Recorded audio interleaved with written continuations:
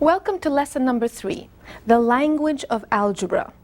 Now you know what type of numbers we are going to work with throughout this course. The set of real numbers. The set is denoted by capital letter R, and it is the union of the irrational numbers, which we called I, and the rational numbers, which is called Q. As I explained, each set grew out of the previous set when some mathematical need arose, but that process took thousands of years.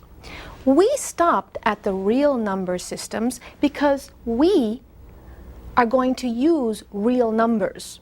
But that doesn't mean that real numbers is the end of the line. In fact, there is a greater set of numbers that contains the real number system, and that's called the complex number system, as you see in the following graphic.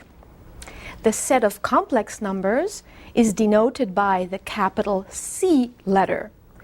The complex numbers contain the real numbers, along with other numbers called the imaginary numbers. Complex numbers will probably be an object of study in your future years. Numbers are fascinating. Each time we think that we're at the end of the line, some mathematical mind creates a new set of numbers.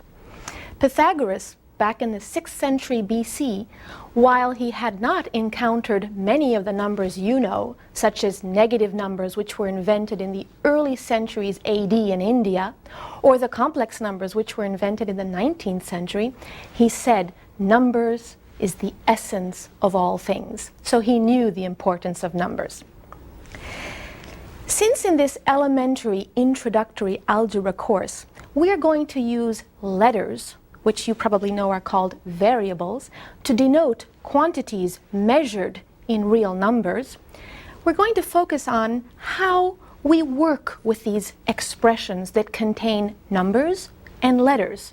What is the mathematics of these expressions? How do we combine them with addition? How do we multiply? How do we divide? What are the rules? That's what we're going to focus on. So by the end of this lesson, the following terms should be familiar to you. Monomials, like terms, operations on monomials, polynomials, distributive law, and factoring, and 3 identities to remember. So what are the components of the language of algebra? Well, the smallest building block is made up of a number and a letter that may or may not have an exponent. We're going to generalize that and give it a name, but before, let's look at some of the components which, when put together, make these building blocks. Let's go to our whiteboard. Variables is definitely present in algebra. That makes the step beyond arithmetic. When we took arithmetic, we had no variables. If someone would define in one word what is the change when we go from arithmetic to algebra, people would say the use of variables. So usually X, Y, Z, the lowercase letters at the end of the alphabet are the variables. These belong to R. Usually X, Y, and Z are real numbers, belong to R. You'll also find, or we will use, little n. Usually n, again I say usually, denotes a natural number or a whole number. So it belongs to n, the natural number system, or W, the whole numbers. A, B, C, capital letters, you will see that I will use to denote, for example, A for area. B for the balance in your bank, of your bank account. C could be the cost. V could be the volume. And other letters that use the first letter of the quantity that we're studying in a problem. Finally, the other letters that you just saw in the previous lesson are the ones like N for natural numbers, Z for integers, Q for rationals, and R for reals. These you can't mistake for other quantities because they have the thick bar here that signals to you that these are number sets. Then we have the constants. Well, those are numbers you know from before. You've got whole numbers, you've got fractions, you've got decimals. This is an repeating decimal, but you also have non-repeating decimals and non-terminating, which we call irrational. Those are usually denoted by the first letters of the alphabet. Again, usually, this is a tradition. A, B, and C, when you see that in an expression, it would refer to a constant whose value you don't know, and that's often called a parameter. So if you have an expression AX, usually A is the coefficient or the constant in front of X, and X is the variable. Finally, we have the symbols. All the operations, addition, subtraction, multiplication, division, and so on, will have exponents. We'll have fraction lines, which you know from arithmetic. We'll have equal sign and less than or equal, greater than or equal. Braces for sets. This symbol we saw means is a member of, so an element is a member of a set, and this means is a subset of. For example, N, the natural numbers, is a subset of R, the real numbers. And of course we have the functions, which will be the object of next lesson and all the following ones. So we'll leave that notation for later and those symbols. Now let's go back to the whiteboard and look at how we combine the constants with the variables to make these building blocks whose name is coming up soon. We could have an expression such as 20, that is familiar to you, or x, or 7x, or x squared, or 1/2 x squared, which we can also write x squared over 2. Or we can keep on going and have an x cubed, or a 1.5 x cubed, and so on. Let's look at each one. Here, we have a number, and there's no letter, you might say. Well, I could argue and say that that's 20 times x to the 0 power. You learned that in basic math. X to the 0 is 1, so that's 20 times 1. Over here, we can emphasize and say that the coefficient, meaning the number multiplying x, is a 1, and there's an x to what power? Well, again, you learned in basic math that x alone is x to the first power. This is the detail of that, just as this is the detail of that. This we can write as 7x to the first power. It's a 1. Here, we can emphasize that the coefficient, the number out front multiplying x squared, is 1, and the exponent is clear in this case. Over here, we have clearly 1/2 x squared, like over here, but it sometimes is presented this way first. Here we have 1x cubed, and here is obvious what we have, 1.5x cubed. Now what am I getting at? We have 3 parts. We have the number out front, which is the coefficient, 20, 1, 7, 1/2, and of course you could have negatives. You could have negative 7.2 x to the 4th if you like. So they're positive or negative numbers out front. Then you have the variable. Here I used x, but it could be y, z, it could be any letter or any letters, plural. And finally you have the exponent. 0, 1, 2, 3, 4, and so on. Well, we're now ready to generalize this for all combinations of number, variable, and exponent. And the graphic shows that to you. The general form of a monomial, there's the new word, is a times x to the n, where a is the numerical coefficient and a is a real number. It belongs to the set of real numbers. X to the n is called the literal part. X is the variable and n is the exponent. And n belongs to w because it's a whole number. The values are 0, 1, 2, and 3. That is the definition of a monomial. Remember the difference. The number out front, the coefficient, is a number, but it's a real number. So it has much more flexibility of what it can be. Whereas the exponent is a whole number starting with 0. 0, 1, 2, 3. Positive whole numbers including 0. Let's go back to the whiteboard and visualize some of these expressions I wrote out using a new manipulative called the Algebra Lab Gear by Creative Publications. I'd like to begin by erasing the right side of the board so we can use this space to illustrate these monomials. And I'll write 1x cubed down here from up there. Our first monomial is 20 or 20x 0. 0 means there's no dimension, no height, no length, no width, nothing. Well, a point would be appropriate, but a point we can't represent. So this will be our unit. Imagine that this is a point with no dimension. But this is 1 unit and I need 20 units. So we need to add 19 more. And here they are. So this is 20 or 20x 0. Our next one is 1x to the 1. Here we have a dimension, 1 dimension, so it's a linear unit. We have 1 linear unit. Well, this will be our arbitrary choice. We don't know how long x is, so we'll choose it to be this length. So imagine a line segment, x units long, with no thickness. Again, hard to represent. You can think about it in your mind. Here we have 7x1, so we need 7 of these.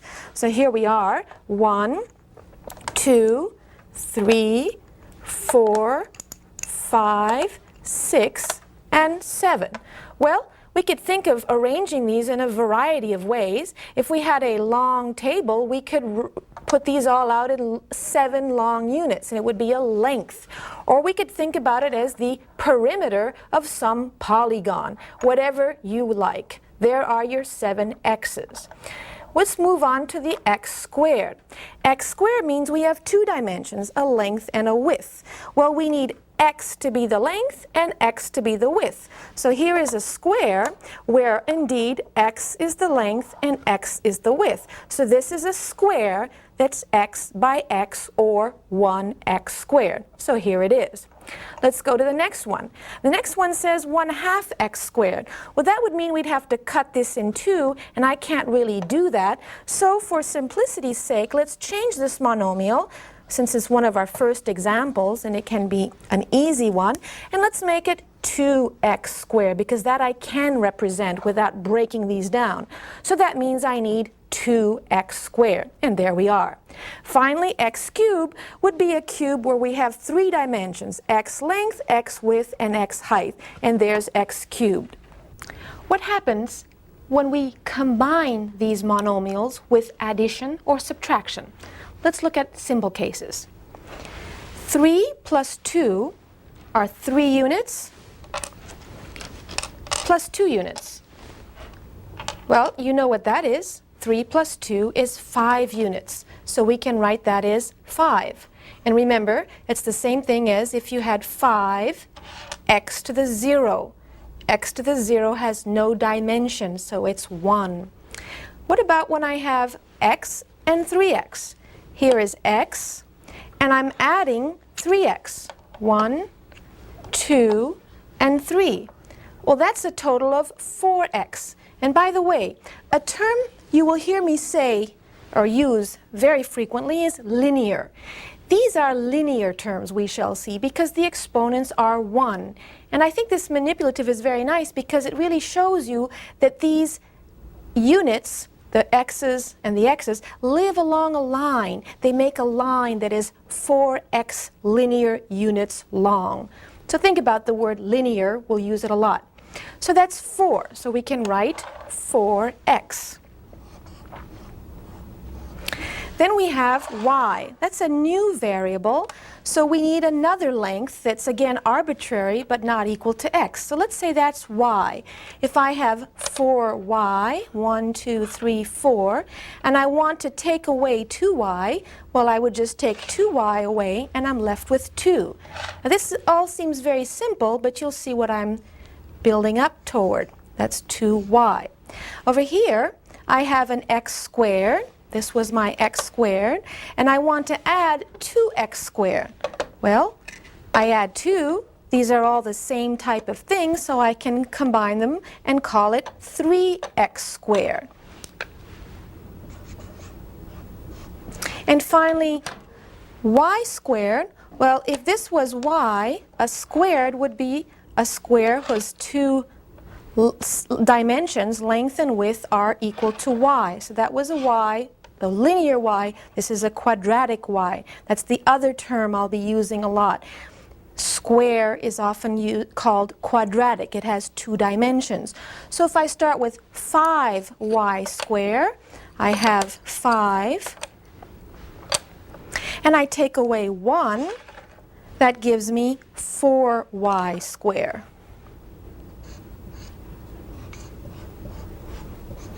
So the idea here is that when we're combining with addition or subtraction and the literal part, meaning the letter part, is the same, we can combine them, meaning that our manipulative piece is identical. Those are going to be called like terms.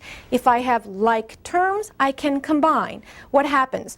If I have 4y and 2y, the literal part, the letter part, stays the same, and I combine the numbers according to the rules of subtraction. Over here, I combined 1x squared and 2x squared. I got 3x squared. The literal part did not change. It's again x squares, and they were these, remember? There were 3 of those. What changed was the numbers. A 1 and a 2 gave a 3. The same here. I had y squares, y squares. I'm combining the like terms. It stays y squares. What changes are the numbers. So we're really combining apples on one hand and oranges on the other. We can't combine apples and oranges together. We can only combine like terms. So let's look at the first result on the next visual. The rule to add or subtract monomials. We can only add or subtract like terms. We add or subtract the numerical coefficients applying the sign rules we learned in arithmetic. The literal part, meaning the part that contains the variable, remains unchanged. What about if we multiply or divide two monomials? Back to the whiteboard. Here I have two monomials in x, 3x squared times 4x cubed. Multiplication means I multiply the coefficients. 3 times 4 equals 12. What about x squared times x cubed? Well, again, if you go back to your exponential rules of basic math, you know that when I multiply x squared by x cubed, if the bases are the same, I add the exponents. And as I said in lesson number 1, I'm not going to reteach something you already know. So what did we do to the coefficients? We multiplied them. What did we do to the exponents? We added them according to our exponential rules. What about division of two monomials? 12 divided by 4, I must divide that. I know what that is. If I divide 12 by 4, I get 3. I don't divide the exponents. I apply the exponential rules, which told me when I learned this back in basic math, that I take the numerator's exponent minus the denominator's exponent, provided that the base is the same. So that gives me x squared. And in the division case, depending on whether this is greater than or less than that, I get a monomial or I don't. Remember, the monomial definition is that the exponent must be a 0, a 1, a 2, a 3, and so on. A positive integer including 0. So we're ready to generalize multiplication and division of monomials. The rule for multiplying or dividing monomials.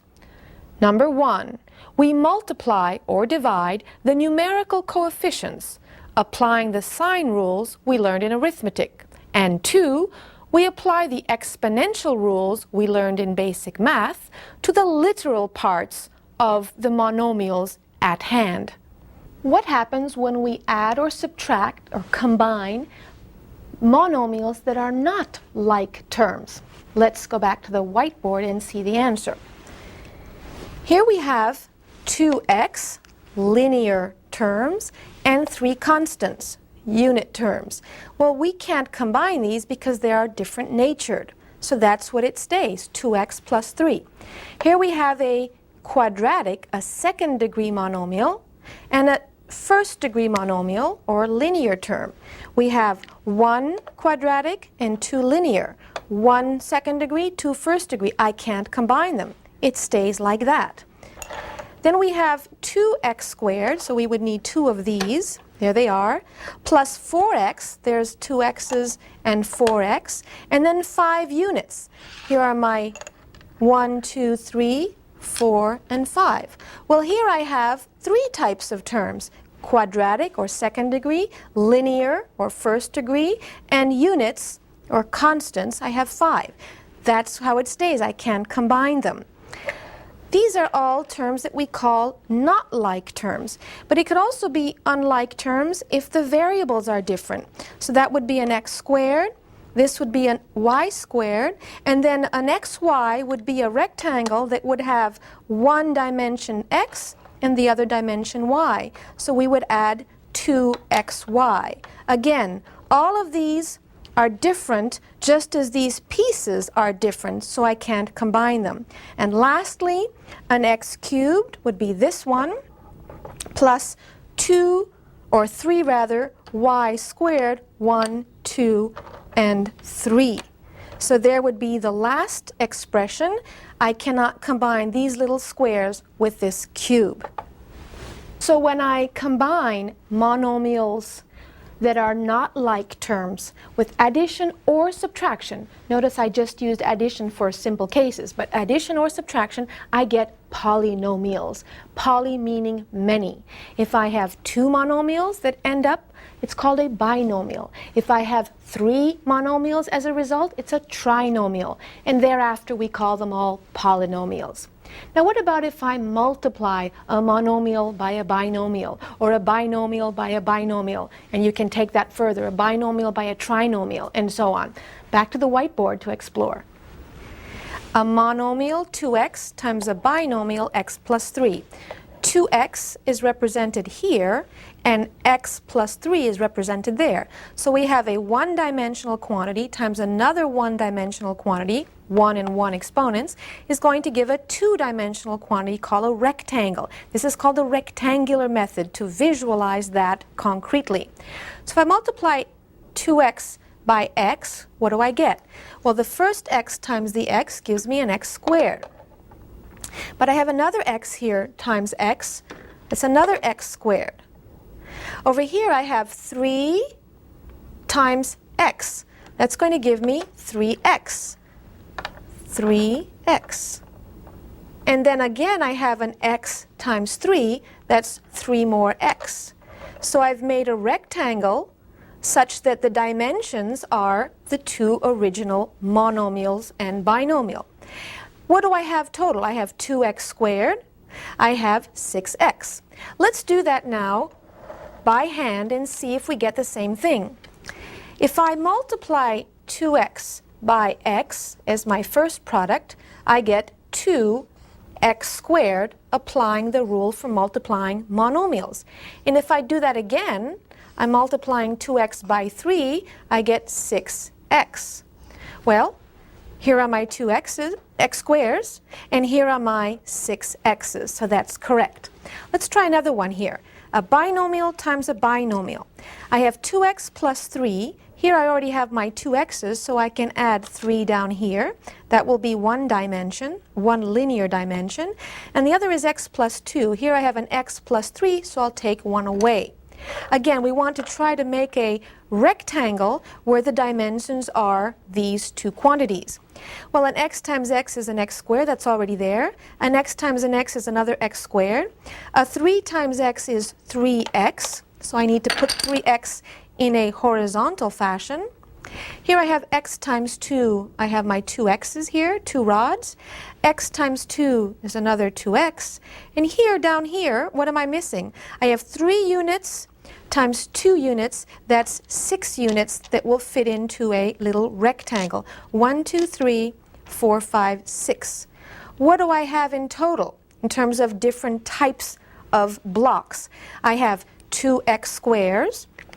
I have 1, 2, 3, 4, 5, 6, 7 x's, and I have 6 units, or the constant is 6. Let's verify that manually by symbolic manipulation. When I multiply 2x by x, I get 2x squared, plus 2x times 2 is 4x. Then I have the same thing to do with this term. I need to multiply by the first term of the second quantity, that's 3x. And finally, I multiply it by the second term of the second quantity, and that's 6. These are not like terms, but the center ones are. I have 4x and 3x, that gives me 7x. So the result is 2x squared plus 7x plus 6. The 2x squared, you have them right here. The 7x, you've got 2, 4, and 3 more. That's the 7. And the 6 are the little units down there. Finally, I have a product of two binomials that are identical. And each of them contains two variables. Well, if I multiply two quantities that are the same, it's the same thing as writing a square of that quantity. Let's remove the units. And let's introduce a rectangle whose length and width are both x plus y. Well, that's my x, and this is my y. We saw that before. Y is a quantity other than x. I don't know how long it is. The other dimension must also be x plus y. I'm keeping them a little bit apart so you can see them. X plus y, x plus y. X times x is x squared. That's already there. Y times x is that rectangle we've already visited before, whose dimensions are x and y. Over here, I have an x times a y, so that's another xy in a different position, but it's still the same block. And down here, I have a y times y, which is a y squared. So I have an x squared, a y squared, and two terms called xy. Let's multiply this and see what happens. I'm going to erase this and use the same process, symbolized by the arrows. X times x is x squared, plus x times y is xy. Y times x is yx. And y times y is y squared. Here we have unlike terms, but in the center again we have an xy and a yx. Since multiplication is commutative, xy is the same as yx, so I can combine these two central terms and I get x squared plus 2xy plus y squared. Again, let's identify the pieces: x squared, y squared, and 2xy. Before we leave this experiment, I want to say one more thing. When I'm multiplying out, symbolized by these arrows, that's called the distributive law. I distribute one term to all the terms in the next quantity. If I had a trinomial here, I'd multiply 2x once, twice, and 3 times.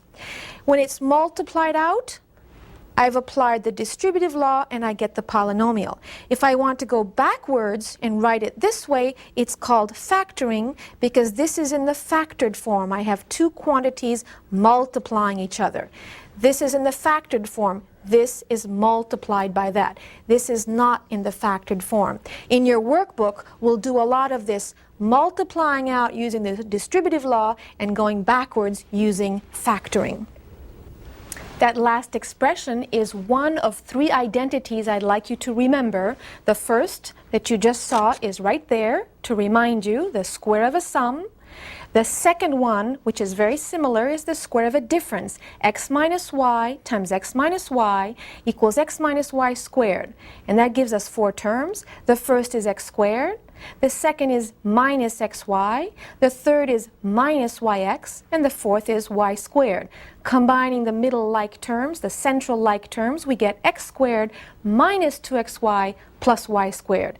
And the third identity that's important to remember in algebra is one of each, x minus y times x plus y.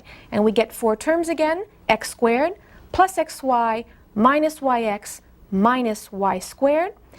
The central terms cancel, the plus xy and the minus yx, and we get x squared minus y squared. I would like you to remember this third and last identity as the difference of two squares. As you can see, we have the difference between x squared and y squared. You will have plenty of opportunities to practice with the distributive law and the factoring process, both in the workbook that accompanies this course and in the course you're taking, I'm sure. While these manipulative skills are important in algebra, if you are having trouble with them, don't allow them to be your stumbling block. Don't stop here, because in this course, this will not be the main focus of the course. So keep on going to lesson number 4.